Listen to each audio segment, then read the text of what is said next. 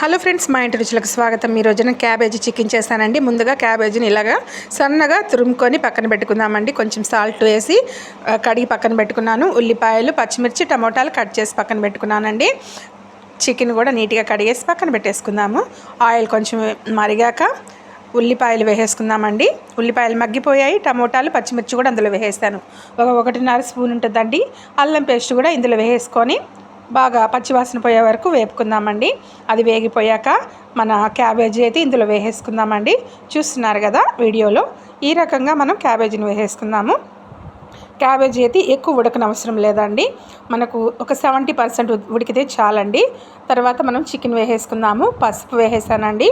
ఇదంతా చూడండి ఇలా ఉడికిన తర్వాత చూస్తున్నారు కదా, ధనియాల పొడి, చికెన్ మసాలా, గరం మసాలా, కారం అండి ఇది ఇందులో వేసేసుకుందామండి. 1.5 గ్లాస్ వాటర్ వేసానండి. ఉడికించుకుందాము. కొత్తిమీర, కరివేపాకుతో గార్నిష్ చేసేస్తానండి. మన క్యాబేజీ చికెన్ అయితే రెడీ అయిపోయింది.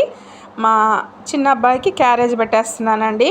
కొంచెం ఇది అంటే గుత్తగా కాకుండా ఇలా ఉంటే బాగుంటుందండి. చూడండి, వేడి వేడిగా చికెన్ క్యాబేజ్ కర్రీ అండి. బాగుంది కదా. నచ్చితే లైక్ చేయండి, షేర్ చేయండి, కామెంట్ చేయండి.